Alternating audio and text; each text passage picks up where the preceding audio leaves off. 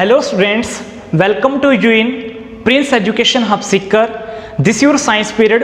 Today we have start new chapter number 10 gravitation. तो आज हम बेटा एक नया चैप्टर स्टार्ट कर रहे हैं जिस चैप्टर का नाम क्या है, ग्रेविटेशन है. ओके, अब ग्रेविटेशन चैप्टर के अंदर जो फर्स्ट टॉपिक है हमारे पास वो क्या है, ये है ग्रेविटेशन. अब हम इसके बारे में डिस्कस करेंगे. ठीक है, तो हमारे पास जो ग्रेविटेशन वर्ड है ये कहाँ से आया है, ठीक है, इसके पीछे रीज़न क्या था, इसके बारे में वन बाय वन जानते हैं. आपने इस साइंटिस्ट के बारे में सुन रखा होगा सबने. कौन सा साइंटिस्ट है ये बेटा, न्यूटन. ठीक है, न्यूटन की एक प्यारी सी स्टोरी है जो आपको सुनाना चाहता हूँ अकॉर्डिंग टू ग्रेविटेशन. ओके, तो हमारे पास न्यूटन एक एप्पल के ट्री के नीचे बैठा था. ठीक है, जब ये एप्पल के ट्री के नीचे बैठे थे तो ऊपर से एप्पल नीचे की ओर गिरा.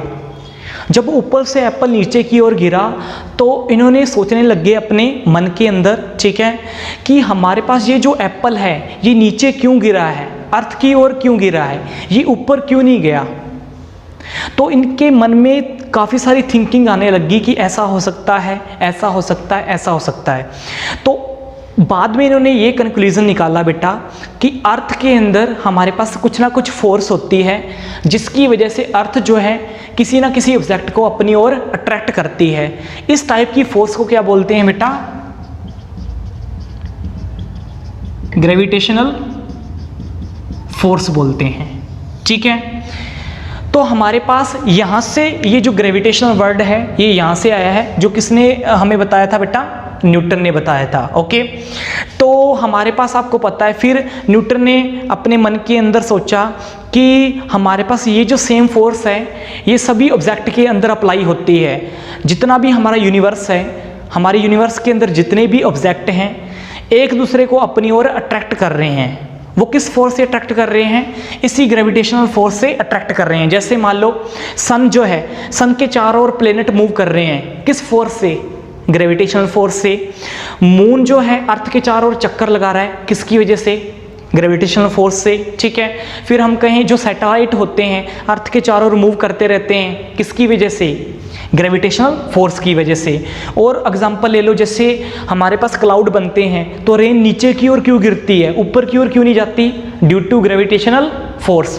तो ऐसे काफ़ी सारे हमारे पास एग्जांपल हैं बेटा किसके, ग्रेविटेशनल फोर्स के. ठीक है, तो आपको अब पता लग गया होगा ग्रेविटेशनल फोर्स हमारे पास क्या होता है.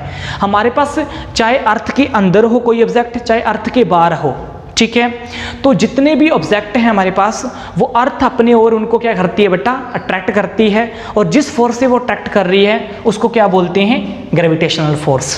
ओके, अब ये जो ग्रेविटेशनल फोर्स है ये मैंने आपको बताया था, चाहे कोई भी बॉडी हो, चाहे बड़ी बॉडी हो चाहे छोटी बॉडी हो, बड़ी बॉडी छोटी बॉडी को अपनी ओर अट्रैक्ट कर सकती है. ठीक है, छोटी से छोटी बॉडी भी एक दूसरे को अपनी ओर क्या करती है बेटा, अट्रैक्ट कर सकती हैं. ठीक है, और वो जो बॉडी एक दूसरे को अपनी ओर अट्रैक्ट करेंगी तो वो इसी फोर्स से अट्रैक्ट करेंगी. ठीक है, जैसे मान लो कि हमारे पास क्या होता है बेटा, जैसे ये अर्थ है, अर्थ के चारों ओर जो हमारा मून है, आपको पता है हमारा मून जो है अर्थ के चारों ओर ऐसे सर्कुलर पाथ के अंदर क्या करता है बेटा, मूव करता है.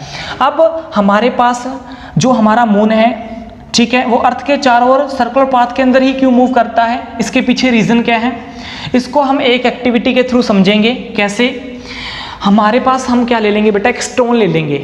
आपको पता है स्टोन क्या होता है, स्टोन को थ्रेड से बांध लेना है, बांध लिया, अब अपने चारों ओर ऐसे घुमाना है.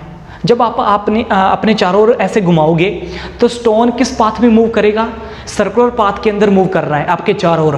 क्यों कर रहा है, इसके पीछे रीज़न क्या है, आप सेंटर में हो, मान लो ये आप हो, ठीक है, आप क्या हो बेटा, सेंटर में हो, और आप क्या कर रहे हो बेटा, आप क्या कर रहे हो, अपने चारों ओर सर्कुलर पाथ के अंदर क्या करवा रहे हो, स्टोन को मूव करवा रहे हो. ठीक है, अपने चारों ओर सर्कुलर पाथ के अंदर क्या कर रहे हो, स्टोन को मूव करवा रहे हो. तो ये देखो ऐसे स्टोन मूव कर रहा है, ऐसे करेगा ना, ऐसे क्यों करता है हमारे चारों ओर, ऐसे क्यों करता है, इसके पीछे रीज़न क्या है, इसके पीछे यही रीज़न है बेटा, स्टोन की डायरेक्शन हर बार क्या होती है, ऐसे चेंज होती है.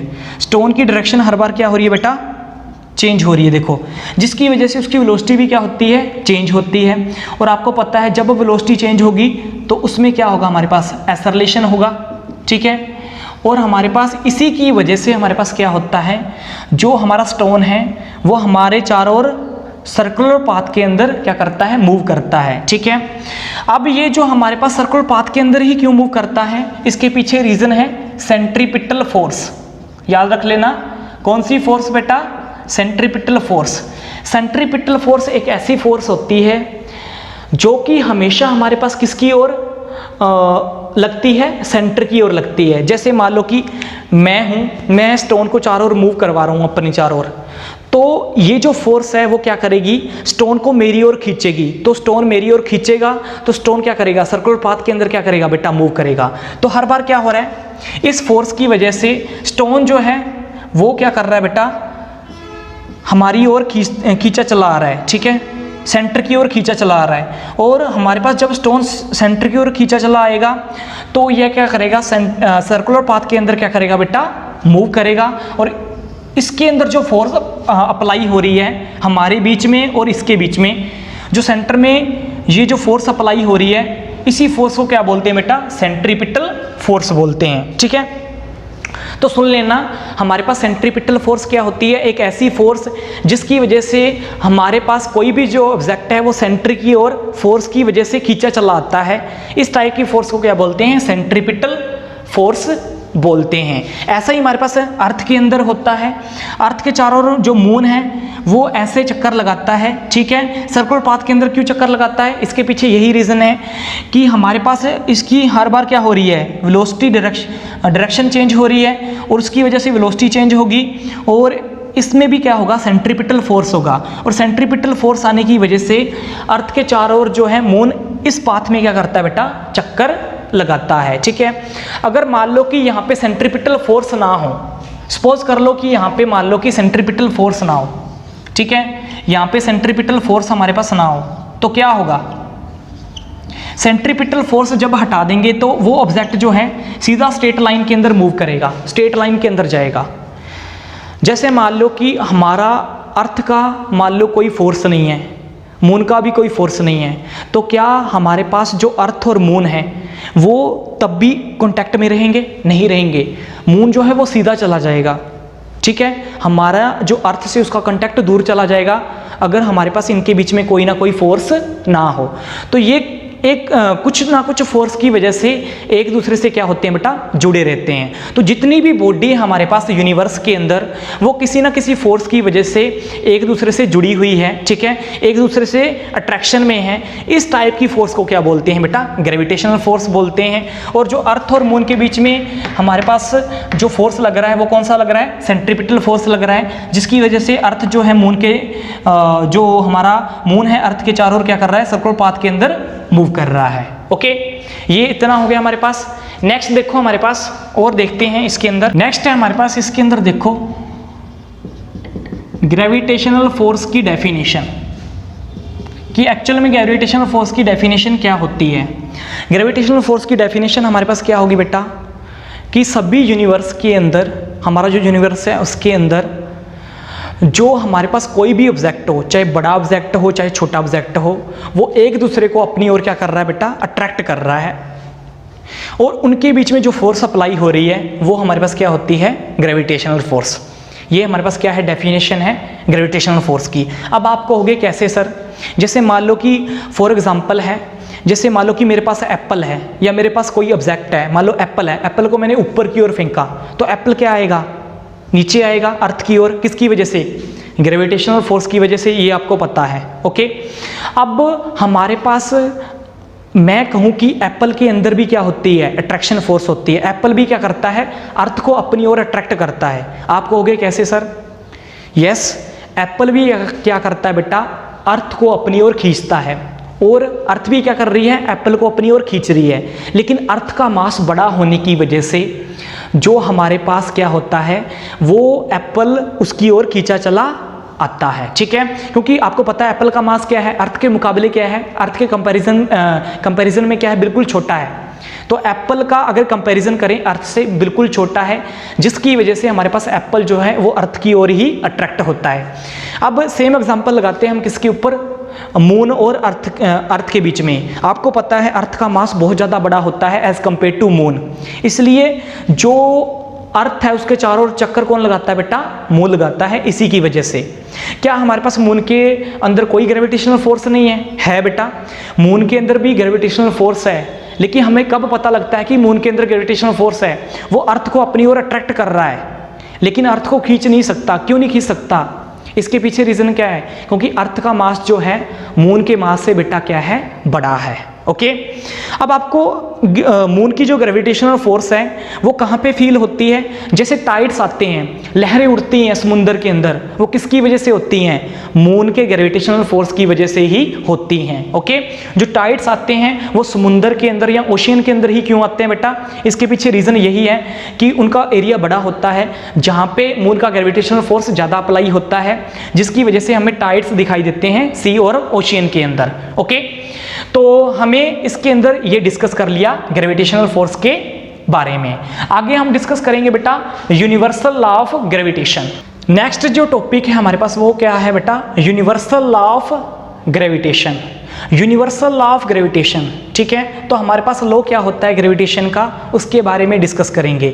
अब ये भी हमारे पास किसी एग्जाम्पल के थ्रू या किसी एक्टिविटी के थ्रू हम बताएंगे कि यूनिवर्सल लॉ ऑफ ग्रेविटेशन क्या होता है। ठीक है, तो सबसे पहले इसकी डेफिनेशन देखो, every object in the universe attract every other object with a force which is proportional to the product of their masses and inversely proportional to the square of the distance between them। हमारे पास जो बेटा universal law of gravitation होता है वो क्या होता है, सुनो ध्यान से। आपको मैंने बताया था कि इस यूनिवर्स के अंदर हर एक ऑब्जेक्ट क्या करता है, एक दूसरे को अपनी ओर अट्रैक्ट करता है, किससे, एक फोर्स से।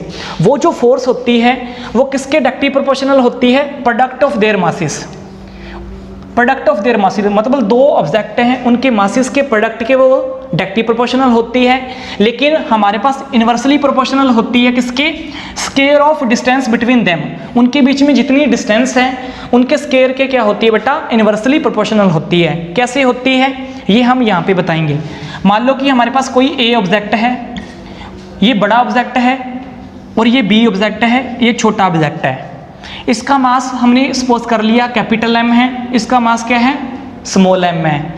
इनके बीच में जो हमारे पास क्या है, इनके बीच में जो हमारे पास फोर्स लग रहा है वो सपोज कर लो फोर्स लग रहा है एफ। ओके, इनके बीच में जो डिस्टेंस है वो हमारे पास सपोज कर लो कितनी है, डी। हो गया इतना। अब देखो हमारे पास हमने क्या कहा था कि जो फोर्स इन दोनों के बीच में अप्लाई हो रही है, फर्स्ट रूल क्या कहता है कि हमारे पास जो फोर्स इन दोनों के बीच में अप्लाई हो रही है वो डायरेक्टली प्रोपोर्शनल किसके है बेटा, वो डायरेक्टली प्रोपोर्शनल है प्रोडक्ट ऑफ देयर मासेस।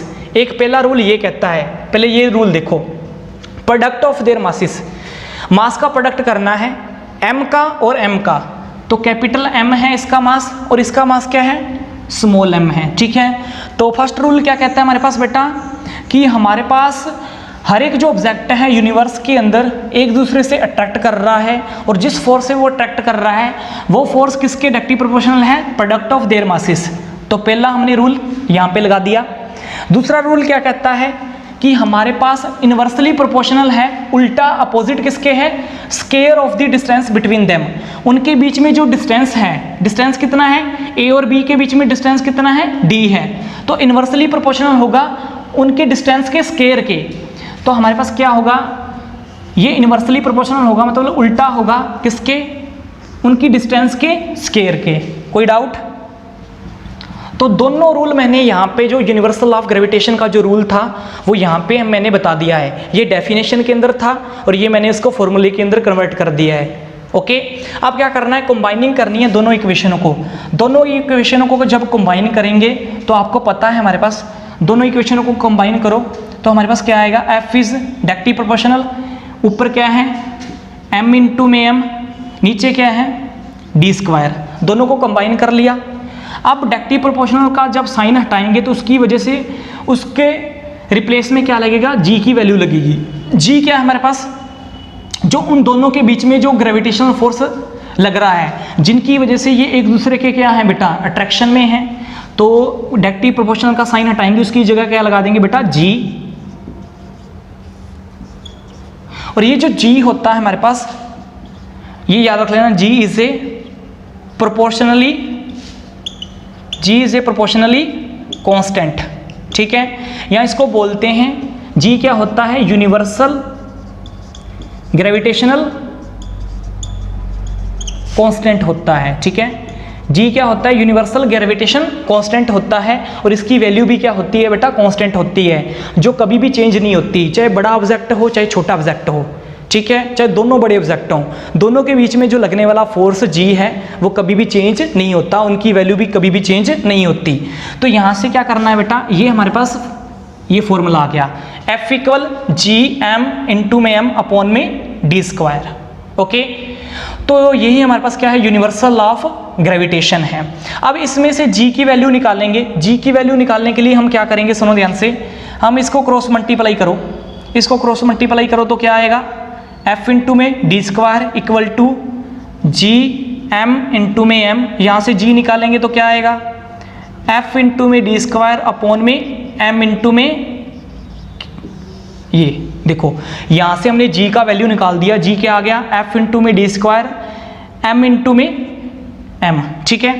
तो यहाँ पे जी निकाल दिया है। अब यू जो जी है हमारे पास, वो मैंने क्या कहा था, जी क्या होता है, याद रख लेना, प्रोपोर्शनली कांस्टेंट होता है, जिसको हम क्या बोलते हैं, यूनिवर्सल ग्रेविटेशनल कांस्टेंट, जिसकी वैल्यू क्या होती है बेटा, कांस्टेंट होती है। इसकी वैल्यू देखना, इसकी जो वैल्यू बताई थी वो एक साइंटिस्ट ने बताई थी, ठीक है, बैलेंस करके, सेंसिटिव बैलेंस करके इसकी जो वैल्यू है जी की, वो एक साइंटिस्ट ने बताई थी। वो कितनी थी बेटा, याद रख लेना ये वैल्यू। तो ये हमारे पास क्या है, 6.67 इंटू 10⁻⁻11 न्यूटन मीटर स्क्वायर पर केजी स्क्वायर, ये वैल्यू होती है हमारे पास किसकी, जी की। और ये वैल्यू कभी भी चेंज नहीं होती, हमेशा कांस्टेंट रहती है, इतनी वैल्यू रहेगी। चाहे दो ऑब्जेक्ट बड़े हों चाहे दो ऑब्जेक्ट छोटे हों, उनके बीच में लगने वाला जो फोर्स है वो इतना ही होगा, सेम होगा, ओके। अब इसके अंदर ये जो वैल्यू मैंने आपको वैल्यू बताई है, ठीक है, यहाँ पे देखो जी इक्वल क्या निकाला था हमने, F इंटू में डी स्क्वायर अपॉन में M इंटू में M, और ये जो मैंने न्यूटन मीटर स्क्वायर केजी पर स्क्वायर है, ये कहाँ से निकाले हैं, F का किस में होता है, यूनिट न्यूटन में होता है, D का मीटर में होता है, जो मीटर स्क्वायर हो गया, M का केजी में, इस M का केजी में, तो ये क्या आ गया, यहाँ से निकाला है मैंने जी का SI यूनिट।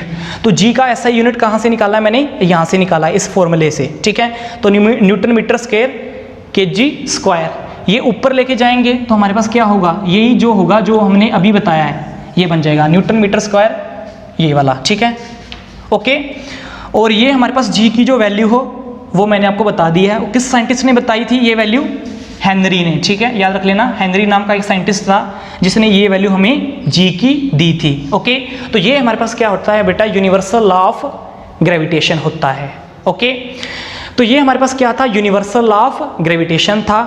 अब ये जो यूनिवर्सल लॉ ऑफ ग्रेविटेशन है वो सभी बॉडी के लिए एप्लीकेबल है, चाहे वो सेलेस्टियल बॉडी हो, चाहे वो टेरेस्ट्रियल बॉडी हो, कोई भी बॉडी हो, चाहे अर्थ के अंदर है चाहे अर्थ के बाहर है, स्पेस के अंदर है, तो सभी पे ये लॉ क्या होता है, एप्लीकेबल होता है, ओके। और ये लॉ क्या होता है, यूनिवर्सल लॉ ऑफ ग्रेविटेशन होता है, ओके। अब उसके बाद हमारे पास ये जो इसके अंदर एक चीज़ थी हमारे पास, ये जो F है, ये जो F है वो क्या है बेटा, इन्वर्सली प्रोपोर्शनल है डी स्क्वायर के। F जो क्या है बेटा, इन्वर्सली प्रोपोर्शनल है डी स्क्वायर के। ये क्यों है, ये जो हमारा B से लेकर A का जो डिस्टेंस है वो तो D है, लेकिन हमने यहाँ पे डी स्क्वायर क्यों लगाया, F को 1/d स्क्वायर क्यों कहा, इसका जो रीज़न है वो हम आगे वाले टॉपिक के अंदर डिस्कस करने वाले हैं कि F को 1/d स्क्वायर क्यों लगाया, F को हमने 1/d क्यों नहीं लगाया, F को 1/d क्यों नहीं लगाया, d स्क्वायर ही क्यों लगाया। तो एक हमारे पास रूल है जो न्यूटन ने दिया था, कौन सा रूल है बेटा, हमारे पास न्यूटन इनवर्स स्क्वायर रूल, ठीक है। तो ये जो रूल है वो आगे वाले टॉपिक के अंदर डिस्कस करने वाले हैं। उस रूल के हेल्प से आपको पता लग जाएगा कि यहाँ पे हमने 1/d क्यों नहीं लगाया, 1/d स्क्वायर ही क्यों लगाया है, ओके। तो ये देख लेना universal law of gravitation. Next देखो हमारे पास बेटा inverse square rule. Inverse square rule क्या होता है ये हम डिस्कस करेंगे, और इनवर्स स्क्वायर रूल से हम ये बताएंगे कि हमारे पास जो f है वो 1/d² ही क्यों आया। मैंने आपको पीछे अभी बताया था ना कि हम एक रूल करने वाले हैं जिससे मैं आपको ये बताऊंगा कि हमारे पास f जो है वो 1/d² ही क्यों आया। ठीक है, अब इनवर्स स्क्वायर रूल करने से पहले हमें ये पता होना चाहिए कि हमारे पास केपलर्स लॉ क्या होता है। अब ये केपलर्स लॉ क्यों जरूरी है, इसके पीछे रीजन है बेटा, सुनो ध्यान से। जो केपलर लॉ है वो किसके ऊपर बेस है बेटा, मोशन ऑफ द प्लेनेट, कि प्लेनेट हमारे पास जो प्लेनेट हैं वो हमारे पास सन के चारों ओर कैसे चक्कर लगा रहे हैं। ठीक है, उनके ऊपर ये जो लॉ है वो बेस है। ये जो केपलर्स लॉ है ये किसने दिए थे बेटा, हमारे पास केपलर नाम के साइंटिस्ट ने दिए थे, इसलिए इनका नाम भी उसने क्या रखा था, केपलर्स लॉ रखा था, जो कि किसके ऊपर बेस है बेटा, मोशन ऑफ प्लैनेट्स के ऊपर बेस है। अब ये जो केपलर है ये क्या कहता है, सुनो ध्यान से, फिर इसके अकॉर्डिंग हम इनवर्स स्क्वायर रूल निकालेंगे। ओके, इनवर्स स्क्वायर रूल हमें बताया था न्यूटन ने, लेकिन न्यूटन ने क्या किया था, केपलर्स लॉ को यूज करके, किसका यूज करके बेटा, केपलर्स लॉ का यूज करके उसने क्या निकाला था, इनवर्स स्क्वायर रूल निकाला था। वो कैसे निकाला था, 1 by 1 देखेंगे। तो सबसे पहले देखो केपलर्स लॉ क्या होते हैं। केपलर लॉ का क्या मानना है कि जो the orbit of a planet is an ellipse, जो ऑर्बिट होता है सन के चारों ओर जो चक्कर लगाने वाला ऑर्बिट होता है वो हमारे पास क्या होता है, प्लेनेट का एलिप्स में होता है। एलिप्स मीन्स अंडाकार शेप में। तो मान लो कि ये हमारे पास सेंटर में क्या है, सन है। ठीक है, सन को मैंने मान लिया ये वाला, ठीक है, ये सन है हमारे पास। ओके, ये सेंटर में है और इसके चारों ओर क्या कर रहे हैं बेटा, प्लैनेट्स ऐसे मूव कर रहे हैं। ओके, तो प्लैनेट्स इसके चारों ओर चक्कर लगा रहे हैं। ठीक है, किस शेप में, एलिप्टिकल शेप में। एलिप्टिकल शेप कौन सी होती है, अंडाकार शेप। ठीक है, the orbit of a planet is ellipse, elliptical shape है, with the sun at one of the foci. ये क्या होता है, ये हमारे पास यही होता है, ये बीच सेंटर में सन है और इसके चारों ओर एलिप्टिकल शेप में क्या कर रहे हैं बेटा, जो हमारा अर्थ हो या कोई भी प्लेनेट हो वो चक्कर लगा रहा है। ओके, ये तो था फर्स्ट रूल। सेकंड रूल क्या कहता है, the lining joining the planet and the sun sweep equal area in equal time of interval. देखो यहाँ पे क्या होता है बेटा, ये जो लाइन जॉइनिंग कर रखी है, ये देखो मैं सन के बीच में और ये जो हमारे पास प्लेनेट के बीच में हमारे पास ये जो लाइनिंग जॉइनिंग कर रखी है, इसका मीनिंग क्या होता है हमारे पास, सुनो ध्यान से। इसका मीनिंग यही होता है हमारे पास कि हमारे पास जो प्लेनेट हैं वो हमारे पास इक्वल टाइम ऑफ इंटरवल में इक्वल एरिया कवर कर रहे हैं। ठीक है, मतलब हमारे पास क्या हो रहा है, जैसे मान लो कि ये एरिया है, जैसे ओ ए, ये देखो ये एरिया है ओ ए बी, ये एरिया हमारे पास O A B, O A B area जो है हमारे पास। ठीक है, ये हमारे पास एरिया इस एरिया के क्या होगा, इक्वल होगा। ये एरिया कौन सा है, ओ सी डी, ओ सी डी, और ये ओ ए बी, मतलब हमारे पास ये जो एरिया इतना कवर करेगा हमारे पास, ये एरिया इसके क्या होगा बेटा, इक्वल होगा। तो यहाँ पे वो क्या कर रहा है कि लाइनिंग जॉइनिंग का मतलब ये है कि प्लेनेट और सन के बीच में जो लाइनिंग लगा रखी है मैंने, उसका मीनिंग ये है कि हमारे पास सन के चारों ओर जो प्लेनेट मूव कर रहे हैं वो इक्वल एरिया कवर कर रहे हैं इक्वल टाइम ऑफ इंटरवल के अंदर। अगर इक्वल एरिया कवर करेंगे इक्वल टाइम ऑफ इंटरवल के अंदर, तो वो हमारे पास मोशन कौन सा होगा, यूनिफॉर्म मोशन होगा। ठीक है, समझ में आ गया। अब यूनिफॉर्म मोशन क्या होता है, इक्वल एरिया कवर करे कोई body equal time of interval के अंदर, वो हमारे पास क्या होता है, यूनिफॉर्म मोशन होता है। तो यहाँ पे प्लेनेट का जो हमारे पास मोशन है वो क्या है, यूनिफॉर्म मोशन है, मतलब इक्वल एरिया कवर करेंगे इक्वल टाइम ऑफ इंटरवल के अंदर। ऐसा ही होता है हमारे पास। अर्थ जो है 365 दिन नहीं लगाती है क्या, कभी चेंज होता है क्या, कुछ नहीं होता ना, वही 365 दिन या 366 दिन वही होता है। ठीक है, तो सभी प्लेनेट का हमारे पास जो सन के चारों ओर चक्कर लगाने वाला जो टोटल एरिया है वो हमारे पास यही होता है, आगे पीछे तो नहीं होता। ऐसे तो नहीं होता कभी 400 दिन आ जाए, ऐसा तो नहीं होता ना, इक्वल एरिया कवर कर रही है इक्वल टाइम ऑफ इंटरवल के अंदर, ऐसा ही होता है ना। नेक्स्ट देखो, ये दोनों रूल कर लिए। थर्ड रूल क्या कहता है, सुनो ध्यान से। थर्ड रूल हमारे पास क्या है, the cube of the mean distance, जो डिस्टेंस हमारे पास कवर कर रहा है सन के चारों ओर जो प्लेनेट डिस्टेंस कवर कर रहा है उसका हमने क्या लेना है बेटा, क्यूब लेना है। ठीक है, ठीक है, जो प्लेनेट सन के चारों ओर डिस्टेंस कवर कर रहा है उसका तो क्यूब लेना है। From the sun is proportional to the square of its orbital period time, मतलब जितना वो टाइम ले रहा है उसके चारों ओर चक्कर लगाने में, उसका हमने स्क्वायर करना है। ये केपलर का थर्ड लॉ बोलता है। ये हमारे पास क्या होता है, आर क्यूब अपॉन में T square equal to constant. R cube हमने क्यों लिया, जो वो कह रहा है कि केपलर्स का थर्ड लॉ ये कह रहा है कि हमने क्या करना है बेटा, the cube of the mean distance. जो वो डिस्टेंस है सन से, किसकी डिस्टेंस, प्लेनेट की डिस्टेंस, सन से प्लेनेट की जो डिस्टेंस है, सन और प्लेनेट के बीच में जो डिस्टेंस है उसका हमने क्या करना है बेटा, क्यूब करना है। और प्लस में हमारे पास जो सन के चारों ओर हमारा प्लेनेट क्या कर रहा है, चक्कर लगा रहा है, कितने टाइम में चक्कर लगा रहा है, उसका क्या करना है, हमने स्क्वायर करना है। वो जो वैल्यू है हमारे पास हमेशा क्या रहेगी, कांस्टेंट रहेगी। तो केपलर का जो थर्ड लॉ है वो क्या है बेटा, आर क्यूब अपॉन में T square equal to constant. ये आपने याद रख लेना है। तो तीनों के तीनों लॉ हमने याद कर लिए। केपलर के तीनों लॉ क्या थे, पहला लॉ ये था कि हमारे पास सन के चारों ओर इलिप्टिकल पाथ में प्लैनेट्स चक्कर लगाएंगे।